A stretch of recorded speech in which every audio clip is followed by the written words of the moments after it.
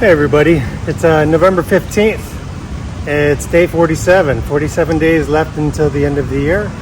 And 6.5 weeks. 6.5 weeks. It's the end of week 7. So tomorrow starts 6.5 weeks till the end of the year. And my early retirement. That's coming. It's coming every day. I'm more and more excited that this is just to leave my current situation and go back and be back in Laos with my family over the holidays. It's going to be the first December ever without any worry about work, any nightmares. I mean, I just realized this week. So by the way, this is Twice at Winding Down Chronicles. I am doing a countdown of my time remaining until I am in early retirement. I'm losing my job at the end of this year, and technically my last day is the end of November, and then I have December off. I'm taking leave, and during that time I'm going to be getting married and moving back to Laos. I'm so excited. It's coming, it's here, it's fast. I mean, these days are moving fast now, and because we're in the double digits, the low double digits, and almost, oh wow, it's hard to put into words the feeling of this, because this has been a very difficult year. I think I'll try to give some quick updates just for this week, just to have that chronicled. This has not been a huge newsworthy week, but there are some significant things that have happened this week that I'll just mention. My wife came back today. She came back from Laos this morning on the train. She took the overnight train from Nong Khai to come back. We had to rush her home last week because her father died, and he was sick for a couple days, and then he just really deteriorated fast. And she woke up last Thursday morning to the news, and we made plans. It was a big day for me because I had board meetings and everything, so it was pretty stressful anyway. So we made plans to get her back home. She was back home in very deep south of part of Laos within 36 hours. Very, and she's mourning, she's grieving. I mean, she adored her dad, and so very loving family. I'm so fortunate to be part of their family. So last week, I was on call with her periodically, for the funeral, and the morning she was showing me the people that came to visit him and who was who, and she calls them jungle people. I mean, these are people that with the younger women and men, they smoke these old style jungle cigars. She calls them jungle people. I don't know if that's politically correct, but that's what she calls them. I don't know what else to call them. They're rural people. She calls them jungle people because she also considers herself from the jungle. So she calls herself a jungle person. It's a very remote village. Very small, very undeveloped. And I've only been there once. We plan to go there again. But anyway, so this week was just her mourning. She had a very intense week. So she was only gone 9 days. And all that travel, all the intensity, and then she had to come back. She wanted to come back to take care of me, or to be with me. Even though she loved being there with her family. Very hard. I mean, it's similar to what I went through 2 years ago. Very short period of time, very intense, at a very difficult time with work. I had to rush home to bury my mother because she was killed by a car, a drunk driver.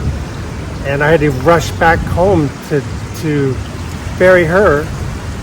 And then 2 days later, after burying her, I had to do reports for work on a Saturday morning. I remember sitting there, I couldn't believe it. Fortunately, I can turn off, I can block my mind, emotions. I was able to do the reports, and then a week later, my father died on my mom's birthday. So, and I had to extend my stay to bury my father on my birthday. So this is not a very good month to remember. October and November, both of our birthdays are in this month, and all of the deaths of our parents. 2 days 3 days ago, I also buried my dog, my dog died 2 years ago. 2 days ago, 2 years ago. So this is just a very difficult month. You know, we've got birthdays, but we also have deaths to remember. And anyway, I'm so grateful my wife is back. She said the bus ride from the south to the north is just treacherous. You're laying down. She calls it a monkey house, like being in jail and being in prison. You can't move. You have to share a bed, a hard bed, with someone you don't know oftentimes, because they double up, or you have to pay for 2 seats. And most people don't have money for 2 seats, so you end up literally sleeping next to people sometimes that you don't even know. That's just the culture, and it's just how they do it. They're used to it. But she says it's terrible, you know, because most of the bus drivers are on high and drunk or on drugs to get to where they're going, and they drive like crazy. And it's a dangerous road where there's no amenities along the way in case something happens. Her grandmother was in an accident several years ago. 96-year-old woman on the bus. They had the bus went off the road, and she was pinned, and they got her out. But during that time, someone swiped her golden wedding ring from her finger while she was laying there, like semi-unconscious, waiting for someone to pull her out from underneath the bus. Someone took the ring off of her finger. Can you imagine? People are awful. A 96-year-old lady. The only possession she has is a gold ring for her wedding. Anyway, my wife is back, thank God. I mean, I was concerned about that. She said she never wants to do that bus ride again. She likes the train. She slept, but the bus ride is awful. So she said next time we go back, but she's sad too. We wanted to be able to see her dad, and he kept talking about he's so excited for us to come back home to see us again. He keeps talking about, she was showing me pictures of our last Christmas together, the videos we took where we went back to Laos for Christmas and New Year's, and they came up to visit, and we had a nice little couple gifts and just sitting around and really enjoying each other, and he was looking forward to that again. And she was really hoping he'd hang in there, but he couldn't. But he told her he's very proud of her. He's proud of us. He's proud of me. He's proud that we love each other the way we do, and that we're getting married, and we are married, and that we have a happy life together. He's so proud. That's all he cares about. And I asked her, what are they doing with these things? They said he doesn't have anything. He has clothes that they give to relatives. He doesn't own anything. They don't own anything. They own a house, and that's it. They live subsistence level. He's a farmer, former military. He's a farmer. I would have loved to have been able to communicate with him, but I couldn't. I don't speak loud to that extent. I would have loved to have his story, just to write about it. But yeah, this is one of those things I was planning to do when I'm not working. It was just one of those projects I wanted to be able to get his story and somehow write something about it. But maybe I'll be able to do that through the stories of others. It's just one of those special people that go, and he lived through the Vietnam War. They call it the American War. But it's just one of those reminders also. He was only 72. But he had some heart conditions and diabetes issues, and I think that's what he passed from. The thing that irritates me is when the family took him to the hospital, but he wanted to die at home. He wanted to sleep at home. He wanted to die. And they took him to the hospital, and then the doctors wouldn't let him leave because he was so sick. And they just basically put him on IV because he didn't want to take any medicine, and he died in the hospital. I'm so pissed off about that. That was wrong. Really wrong. I understand they probably have that Hippocratic oath, the do no harm, and they can't let you leave once you're in the hospital, and they keep you like a prisoner because they don't want any lawsuits or anything, the guilt. But I think the family should have kept him at home, and let him pass at home. But I understand the guilt that they might carry if they did try to do something. It's a hard call. It's really a hard call. It's that mercy killing, or that mercy. What do you do? As morbid as it also sounds, that is very logical. She's emotional, but she's very logical, and she's very zen. She understands, and she also is thanking God that he passed when he did, and so quickly. He wasn't suffering for long. He was in pain, but he wasn't suffering for long, for one. And two, her mother and siblings and some family are coming to Bangkok for our wedding at the end of the month. And if he was still alive, their minds wouldn't even be here. They wouldn't be able to enjoy the time with us. So she knows this, and she's thankful to God that he passed at a time. It was inconvenient for her, but it was convenient in the sense of timing, that she was able to get back in time, be with the family. They were all there. They did what they needed to do. It's like a 7-day to 10-day process of mourning and grieving with the family. People coming over. They were able to do that without any hitch, really. And now they can just continue to mourn and now they can come to Bangkok for a wedding and enjoy this with us without worrying about her dad. So as hard as it is, there's a lot of blessing in this, and that's the only way we can look at this. I really think God was merciful. I really think he was merciful in how he managed, the timing. I know it doesn't always work out like that, but it did this time and for us, and we're very grateful that they were able to be together, and then they can come to Bangkok, enjoy a happy moment. They can get a break from their home. They can enjoy a happy moment with us. We're going to go to the beach together, and just to get away, because these are people who have never been to Thailand and never saw the ocean, never touched the sand, never touched the beach. So they're so excited, and I think it would just help them in that healing process. And I'm glad I'm able to do this for them. Because I have to finance it for 5 people to come here, stay here, and then go back on top of the wedding costs. So I'm glad I ended up doing it. And her dad was like, that's all he cared about. So anyway, that was a quick update on that. And so speaking of the wedding, so I had to attend the coordination meeting with the pastor this week by myself, because Dad wasn't there, and it was fine. She didn't need to be there, but we were just coordinating everything, making sure everything's on schedule. There's nothing missing. Briefly talking through the progression, how it's going to go.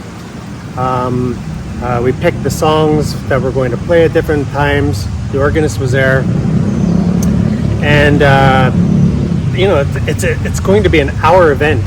The literal ceremony is only an hour event, and then after that is like 1 or 2 hours of reception. So it's a lot of money for a very short period of time. But I look at how she looks at photos and memories.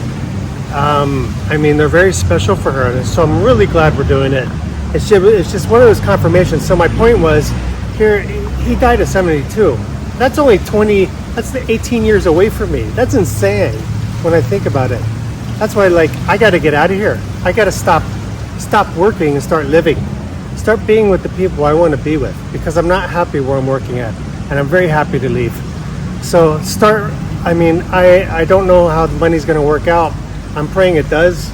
And that, I don't have a choice. And I'll try to find work here and there if I can, just to help pay expenses. But I hope I don't really need to, because I just want to be with my wife.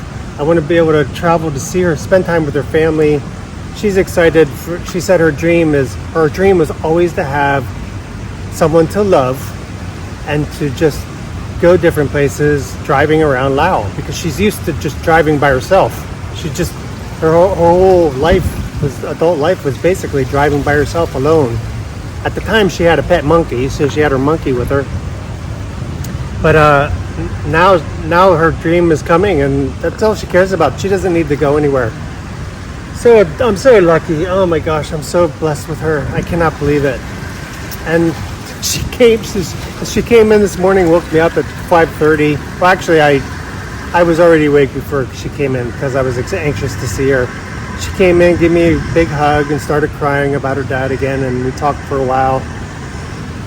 Had a nice little morning together. She kept crying and then laughing and then crying and then laughing, and stories about him, and then she started cleaning the house because it was a mess. I mean, I just didn't sweep, and she didn't want me to do anything. She did laundry right away. She didn't want me to do anything. She said, "Don't do anything. I will do it." That's how she takes care. I mean, that's her service is her how she expresses love. Service, cooking, taking care of people, and she's really good at it. That's why people adore her. That's why I adore her. It's not the only reason why I adore her, but anyway, so we coordinated the wedding. The rehearsal we're going to do on a Thursday rather than a Friday, just because it seems to work out better, and I'm glad for that. So that's wedding, and that's the week. Some other just extraneous news this week was the U.S. government shutdown is temporarily over. I think it's temporary. So, but at least I know why the politicians did that. They didn't want to be hung up by the population, by the citizens, because things were shut down.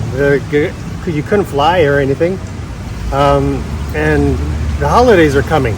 People are going to be livid if there's going to be travel problems. So what I think is going to come is they're going to shut down again in January. That's what I think is going to happen, and then they had time to play the little shenanigans. It's awful. I won't go into politics and my opinion about it, but I think it's awful that they cannot work together to keep for the interest of the American people. Just there's little pet projects, every one of them. It's horrible. And I'm kind of glad. I'm going to probably be flying back to the States sometime in January, hopefully for the trial of the person who killed my mother. I hope it's in January, February at the latest. So I'm planning for that, and I'll be free. I won't need to be worried about work. And so that's that news. This week, just a quick finance update. The lot of red this week, man. We saw. I mean, it's not huge. I think I looked at my week change in my portfolio. It's like a 1 or 2%. So every 1 or 2 days, it went up, it went down, it went up, it went down. And I think the overall downside has been 1% this week and 1% for the past month. I mean, it's a significant amount. It's like several months worth of salary, and but I'm not worried about it. The big earnings week next week, the big one that will basically move the market is Nvidia. So we'll wait and see. I've got some Nvidia. I don't know what's happening exactly, why it's moving the way things are moving the way it is. I think there was a big short by Michael Burry, the infamous Michael Burry. He's shorting AI, scaring people. Anyway, I'm not worried about it. I don't need the money right now. And so that's the finances. I had to give the coordinator, speaking of wedding, I had to give the coordinator my final balance owed for all of the extras for the wedding, so she can get that arranged. I'll probably, after the wedding, I'm going to do a full cost video, a video of the full cost of my wedding. I'm going to go through all the details, and then I'm going to I'll go through that. I'll go through everything that cost me as one chronicle. I won't do that now. And then, so yeah, basically what I had to pay her was 24,000 baht, and that emptied my bank accounts. So I hardly have anything for the next 2 weeks. The other nice thing this week is I'm on the credit card cycle ended, and I need to start buying things for things I want to take back to Laos. So this next couple weeks, the money's gonna move. A lot of spending again, just getting things I need to take back to Laos, to put into the moving truck. And yeah, can you believe it? I've got a week and a half left of working days. 8 days, 8 working days left. Oh my gosh, that's just a week. Oh my gosh, I can't believe it. It's coming, and I'm really excited to get out of here. Things are really, really difficult. I was just on a call on Friday discussing some difficulties we're having with a partner and budgeting, and we've got next week's. I thought next week would be relatively free, and it's not going to be. It's going to be never ending with budget problems, and nothing we created. It's just stuff we have to prepare and plan for, and it's stuff that only I can do. This is what's insane. You know, when I look at them agreeing to cut my position, the guy who's succeeding me should be able to do it. He should be doing this. He should be leading this, but he can't. I got to do it. So what are they going to do when I'm gone? You know, and I can't worry about that. I can't. It's not my problem. But I was hoping that my last week would be relatively simple, just wrapping things up. But it's not. Doesn't look like it's going to happen. The other thing that happened yesterday, interesting, was I was contacted. I can't give a lot of details about this. I was contacted by a partner agency. They wanted to talk to me because they received an allegation about something or someone in our organization, and they wanted to interview me to know if I suspect or know anything about it. And I thought it was the thing I thought was complained about wasn't it. It ended up being something else. So my curiosity was really pricked, because I said, is it, in the end, I'm like, so the complaint isn't about this? They said, no, we wouldn't investigate that type of thing anyway. So